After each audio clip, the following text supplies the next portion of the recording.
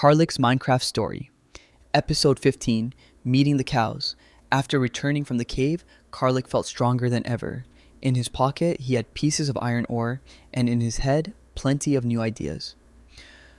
But before starting any big building projects, his stomach reminded him that he needed more food. Villager Thomas had given him some good advice. Try finding cows. They can give you milk and leather. Both will be useful. So Karlik and Kdacek set off toward the meadow behind the village.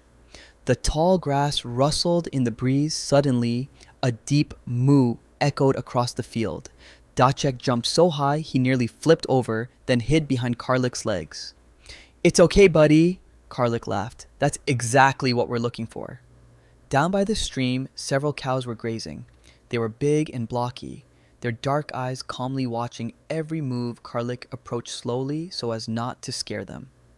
"Hello," he said softly, holding out a handful of fresh grass. One cow stepped closer, sniffed his hand, and gently began to eat. Meanwhile, Kdacek had found his own kind of fun. He ran into the middle of the field and started imitating the cows. "Moo! Moo!" The cows lifted their heads, staring at the little yellow troublemaker. One even took a step closer and let out a loud "moo" back at him. It looked like they were having a real conversation. Karlik laughed so hard his eyes filled with tears. "Kdacek, you're going to be the funniest bird in the whole world."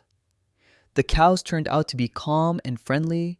Karlik noticed they had plenty of grass and water nearby. He decided to build a small fence to keep them safe.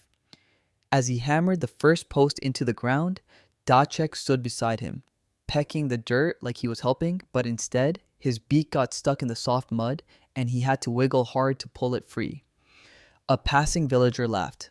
"Now that's a true helper." After a few hours, the fence was finished. The cows grazed peacefully inside. Now protected and content, Karlik sat down on a rock and wiped his forehead. "This is the start of a real little farm," he said proudly. That evening, a villager woman showed him how to milk a cow. Karlik held the bucket and watched carefully.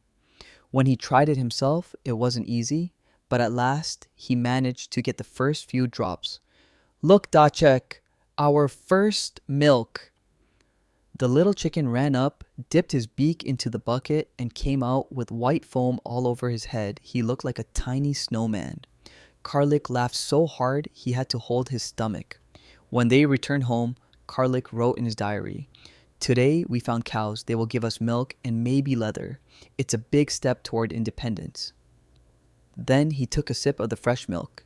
It was sweet and creamy, reminding him of home. Kdacek lay down beside the bed, still with bits of foam on his head, clucking softly as if to say, "I help too."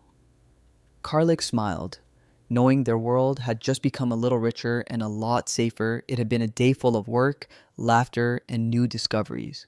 Meeting the cows showed that in this world, you could do more than just survive. You could truly live.